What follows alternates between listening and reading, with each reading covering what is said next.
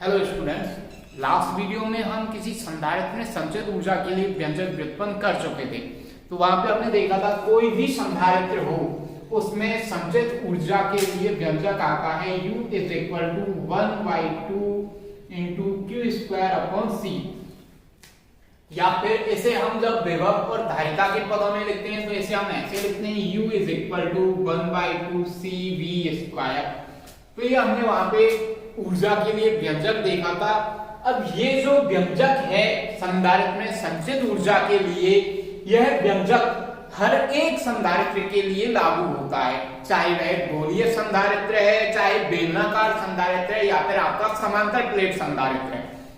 तो यहां पर अब हम देखेंगे कि समांतर प्लेट संधारित्र का ऊर्जा घनत्व कितना होता है, energy density of A parallel plate capacitor, तो वो कितनी होती है। उसके लिए हमें क्या चाहिए, समांतर प्लेट संधारित्र चाहिए। फिर हम समांतर प्लेट संधारित्र की ऊर्जा निकालेंगे और ऊर्जा निकाल लेने के बाद में हम उसमें उसके आयतन का भाग देकर के उसका घनत्व निकालते हैं। यही तो होता है द्रव्यमान घनत्व की बात करें हम तो द्रव्यमान घनत्व कैसे निकालते हैं हम, द्रव्यमान घनत्व इज इक्वल टू द्रव्यमान बटे आयतन मास अपॉन वॉल्यूम। तो द्रव्यमान में हम आयतन का भाग देते हैं तो द्रव्यमान घनत्व आ जाता है। सिमिलरली जब हम ऊर्जा में, लेकिन हमें यहाँ किसकी ऊर्जा लेनी है, यहाँ पर हमें ऊर्जा लेनी है समांतर प्लेट संधारित्र की। तो समांतर प्लेट संधारित्र की ऊर्जा में यदि हम उसके आयतन का भाग दे दें तो हमारे पास में आ जाएगा समांतर प्लेट संधारित्र का ऊर्जा घनत्व। अच्छा, अब आपको पता है ऊर्जा के लिए फॉर्मूला ये रहा। अब इस ऊर्जा में आपको आयतन का भाग देना है तो समांतर प्लेट के संधारित्र के लिए आयतन कितना होगा। तो हम समांतर प्लेट संधारित्र को ऐसे पढ़ते थे कि ये समांतर प्लेट संधारित्र है, इसकी प्लेट का क्षेत्रफल, क्यों प्लेटें ऐसे नहीं है बिल्कुल, ये जो लाइन दिख रही है ना कुछ इस तरह से प्लेटें नहीं है, ऐसे होती है समांतर प्लेट संधारित्र की प्लेटें जो एक दूसरे के ऐसे समांतर रखी हुई होंगी। तो इनका कुछ ना कुछ क्षेत्रफल होगा और वो क्षेत्रफल लेते थे हम A और हमें चाहिए आयतन। तो आयतन के लिए हमें तीसरी डायमेंशन भी चाहिए, तीसरी विमा भी चाहिए, वो हम काम में लेते हैं इन प्लेटों के बीच की दूरी, और इन प्लेटों के बीच की दूरी हो गई D। तो क्षेत्रफल को जब इन प्लेटों के बीच की दूरी D के सामने मल्टीप्लाई किया जाएगा A इंटू D, तो ये आ जाता है आपके लिए समांतर प्लेट संधारित्र का आयतन। तो इस तरह से हम आयतन निकाल सकते हैं और इस आयतन से ऊर्जा में भाग दे करके हम समांतर प्लेट संधारित्र का ऊर्जा घनत्व निकाल लेंगे। बहुत ही इजी डेरिवेशन है इसका। तो देखिए इसको सॉल्व करते हैं। सबसे पहले हमें समांतर प्लेट संधारित्र चाहिएगा। ये हमारे पास में समांतर प्लेट संधारित्र है जिसकी प्लेट का क्षेत्रफल है A, इसकी प्लेटों का क्षेत्रफल कितना ले रहे हैं हम A, और इनकी प्लेटों के बीच की दूरी है D। इन पर आवेश घनत्व है सिग्मा, यहाँ प्लस सिग्मा होगा, इधर माइनस सिग्मा, इस पर आने वाला आवेश है Q, और इसकी धारिता है माना कि C। तो इसके लिए हम ऊर्जा का व्यंजक देखें तो किसी भी संधारित्र के लिए, किसी भी संधारित्र के लिए ऊर्जा U is equal to 1/2 into Q square upon C ये होती है। ये हमें पता है, हमने ये लास्ट वीडियो में डेराइव कर चुके थे। अब हमें इसके लिए ऊर्जा घनत्व निकालना है। तो ऊर्जा घनत्व कैसे निकालेंगे, समांतर प्लेट संधारित्र के लिए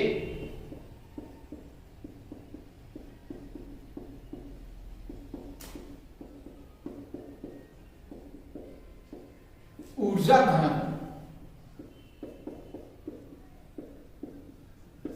इज इक्वल टू U ऊर्जा, और इसमें हमें किसका भाग देना है, इसमें हमें भाग देना है वॉल्यूम V का। यहाँ पे V क्या है, यहाँ पर V है आयतन और U है ऊर्जा।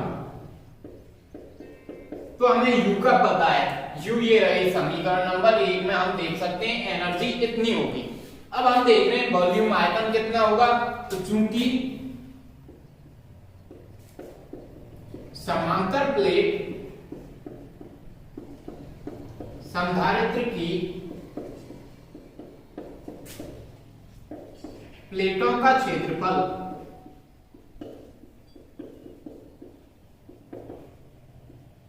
A है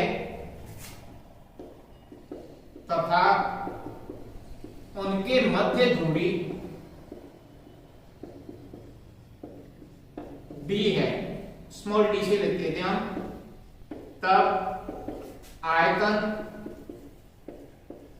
या फिर volume B is equal to कितना हो गया, ए इंटू डी। अब ये हमारे पास है equation number 1, this is equation number 2 and this is equation number 3। तो हम समीकरण 1, 2 और 3 को काम में लेकर के ऊर्जा घनत्व निकाल सकते हैं। तो समीकरण 1, 2 व 3 से जो ऊर्जा घनत्व होगा हमारा, ऊर्जा घनत्व इज इक्वल टू U की वैल्यू पुट करते हैं, कितनी है U की value 1/2 into Q square upon C upon volume B की वैल्यू पुट करते हैं, तो वॉल्यूम B की वैल्यू है A इंटू डी। अब देखते हैं नेक्स्ट क्या आता है हमारे पास में ऊर्जा घनत्व।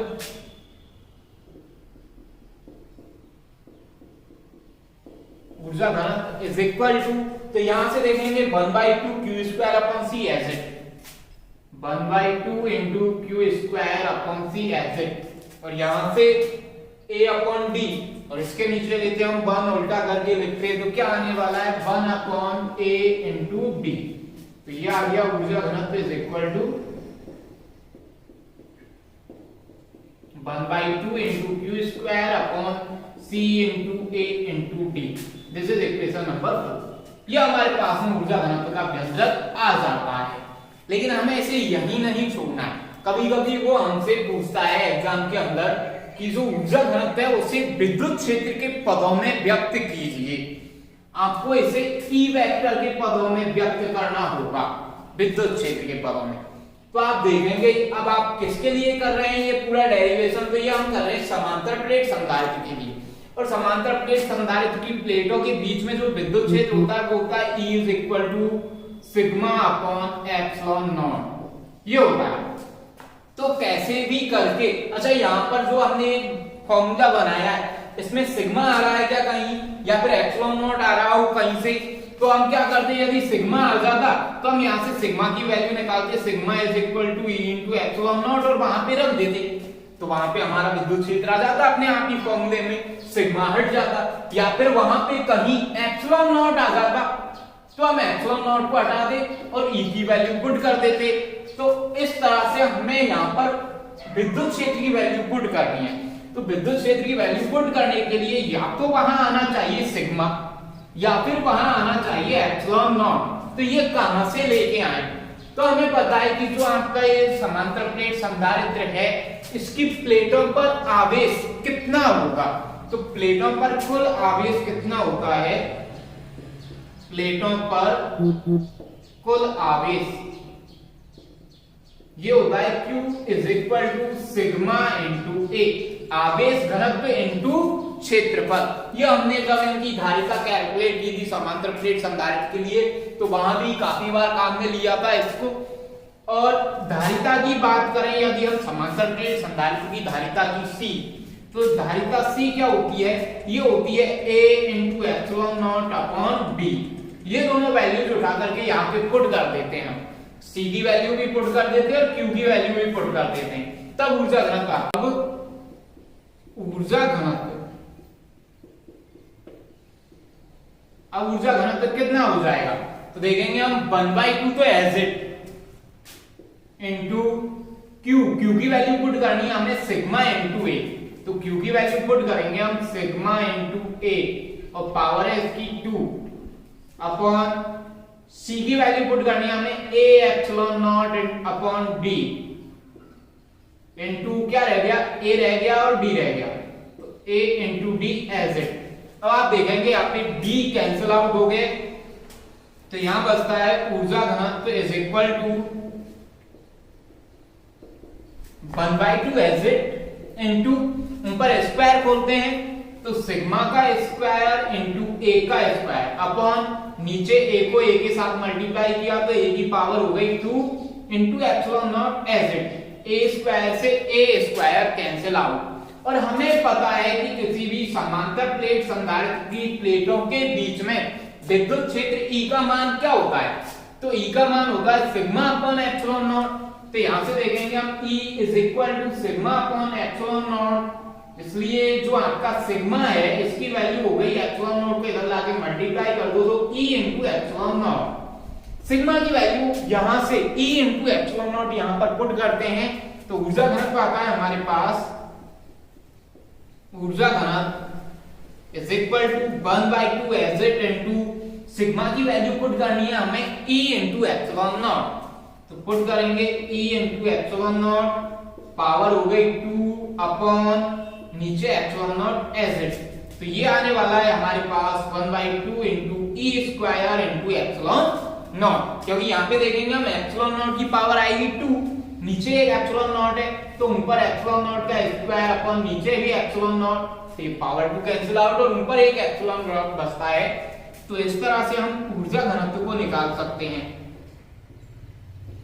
और ये आ गया हमारे पास ऊर्जा घनत्व का फाइनल रिजल्ट, किसके पदों में, विद्युत क्षेत्र के पदों में। तो कभी कभी हमसे एग्जाम में डायरेक्टली पूछता है कि सिद्ध कीजिए कि समांतर प्लेट संधारित्र के लिए ऊर्जा घनत्व is equal to 1/2 E square into epsilon nought, तो हमें यहाँ पे नहीं छोड़ना होगा, उस टाइम आपको यहाँ तक करना होगा और दिस इज इक्वेशन नंबर 5। इस तरह से हम ऊर्जा घनत्व की गणना करते हैं समांतर प्लेट संधारित्र के लिए और यहाँ पर आपका जो समांतर प्लेट संधारित्र की ऊर्जा घनत्व का टॉपिक था वो खत्म होता है। बस इतना ही है, ज्यादा कोई थ्योरी नहीं है, मैथमेटिकल है कंप्लीटली और इजी है एकदम।